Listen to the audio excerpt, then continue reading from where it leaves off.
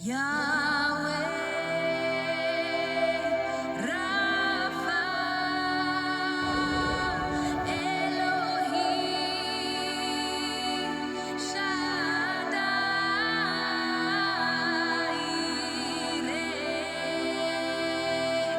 Adonai. Hello, this is Lee Lewis of the Welshman Studios. Thank you for tuning in.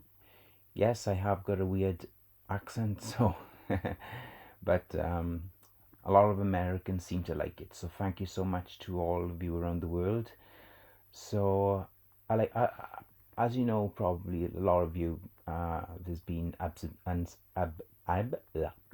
get my words out, unsubscriptions on my channel. It's been shadow banned. I've had a lot of videos being taken off, current news, different things like Christians that have been arrested for merely praying in their own minds outside certain clinics, and I've had strikes and all that nonsense. But yeah, so on this channel I like to put a wholesome thing together, like comedy, a little bit of music videos, put them together for people so they can enjoy them, and others, and I love to see others then react to the music. It's just such a great thing. I was going through such a bad time when I saw somebody really reacting to it and weeping. That was the Time Machine one. And what came across my feed was it Capturing Christianity, and CBN also covered it, and it was in fact Christians in the Congo being beheaded for a certain ideology. So I let him speak about it, and I will speak to you in the next video. Thank you so much, and take care, and God bless you. Women and even children were brutally beheaded in Kasanga, a village in the Democratic Republic of Congo. Now, you might be hearing about this for the very first time, and that right there is a huge part of the problem. If the victims had been another religious or minority group, you can bet that the headlines would be plastered everywhere. But because these were Christians, Congolese Christians, the world just seems to shrug. In this video, I'm going to show you how this tragedy unfolded alongside a dangerous theology that labels Christians as polytheists. And I'm going to ask the uncomfortable question, would the world care if they weren't Christians? Before we dive in, let me set the stage really quickly. So the Kasanga massacre occurred in the eastern part of the DRC. According to various reports, including the Wikipedia entry on the Kasanga massacre, an ISIS-affiliated group swept through a church, leaving behind a horror show of beheadings. 70 Christians, including women and children, were slaughtered. And this is not a scene from a movie. This is a reality on the ground in Central Africa. And yet, I have to ask the question, why is this not front page news? This probably is the first time you're hearing about this. In a recorded interview, Dexter Van Zyl, an expert on anti-Christian violence, put it pretty bluntly. If you were to replace 70 Congolese Christian with any other minority group, 70 Palestinians were beheaded, 70 people at a pride parade were beheaded, this would be the biggest news story of the decade. And yet this just happened, and no one's reporting on it. And literally crickets. Right. And it's like that with Boko Haram when they murder people in Nigeria. There's basically crickets. And I think a lot of it has to do with the fact that we have essentially kind of an anti-Christian bias on the part of people who run the media. And the thing is that I think there's another factor is that essentially Christianity has been lumped in with essentially this whole notion of settler colonialism, and that whatever violence is directed their way is largely a consequence of the violence perpetrated by Christians in years past. His words expose a stunning blind spot in global media coverage where outrage is selective and Christian victims are often overlooked.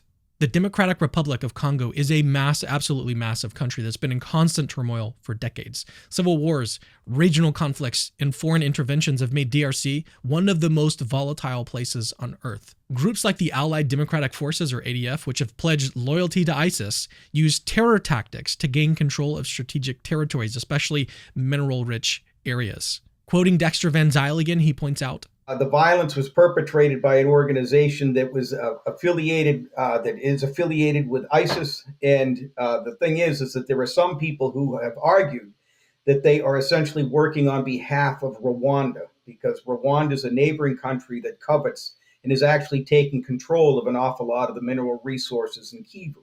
Minerals in the DRC are crucial for the global tech industry, used in the devices that we actually hold in our hands every day. This messy interaction, though, of geopolitics, mineral exploitation, and jihadist ideology creates a sort of perfect storm where ordinary civilians, often Christians, become the first casualties. But why is the media so silent about this? Unfortunately, this is not new. We've seen it happen over and over, from Boko Haram's atrocities in Nigeria to extremist attacks on Christians in Sudan and beyond. Here's a shocking piece of insight from Dexter Van Zyl. The thing is that unfortunately, this is the cynical side of me. I've been somebody that has documented hostility towards Israel for the past 20 years. But if the IDF were responsible for these beheadings, it would have made the front page of the Washington Post and the New York Times and every newspaper throughout the world. And there would be, Israeli Jews condemning it as well. But the problem is that because it's essentially black on black violence, nobody cares. What's happening here is that there's a sort of narrative mismatch. The mainstream media often covers conflicts that align with certain political or cultural frames, but an attack on Black African Christians by Islamist militants, that doesn't easily translate into neat Western headlines. And that's the tragedy here. If the victims don't fit a preferred story, the coverage is minimal at best. Now let's address something really important here, the religious driver behind attacks like this. And yes, this is a complicated geopolitical situation, but let's not pretend that there isn't a religious dimension to it. In the Islamic tradition, Surah 9:5, often referred to as the verse of the sword, says this: "Then when the sacred months have passed, kill the polytheists wherever you find them." That phrase, "kill the polytheists," has been used by extremist groups to justify violence against Christians, and it's very easy to see why. Dawa apologists like Muhammad Ajab and others will often label Christians as polytheists because of our Trinitarian belief. But if Christians are polytheists, and the Quran says to kill the polytheists wherever you find them, is it really any surprise when Christians are brutally killed by extremist Muslims? When such groups call Christians mushrikun, those who commit shirk or polytheism, they believe that they have a religious license to kill. And this is exactly the mindset behind so many attacks on Christians in Africa and the Middle East. They see it not just as like a territorial or political battle, but as a divine mandate. And that's why ignoring the Islamic angle misses a critical piece of the puzzle. But here is the gut-wrenching question we have to confront. Would the world care more if these victims were not Christians? Like if we replaced Congolese Christians with a group more favored by Western media narratives, global coverage would absolutely explode on this story. But why not for these believers? Well, because we're talking about Black African Christians in a remote conflict-ridden area. They don't have like a powerful lobby. They don't command the same international attention. So they're relegated to a media footnote, even in mass casualty attacks like this. And this is not just tragic, it's morally bankrupt. The question we have to ask is this: does every human life hold the same value or not? Are Christians in the Congo any less valuable than any other persecuted minority across the globe? When you see these images or hear these stories, families torn apart, churches desecrated, children beheaded, remember, these are real people. Real souls with the same inherent worth as anyone else. Ignoring them simply because their plight doesn't fit a clean Western narrative is a blatant act of hypocrisy. Okay, we have a situation where extremist ideology explicitly targets Christians, labeling them as polytheists, citing religious verse to justify murdering them. 70 were beheaded in a church. 70. This is exactly what Dexter Van Zyl was warning us about, and it's exactly why we have to stand up and shout, yes, this matters. We can't let these voices go unheard. We can't pretend like it's just some over-there problem. This is a global problem. When religious extremists can butcher whole congregations and we barely hear a peep from the mainstream media, that just emboldens more violence.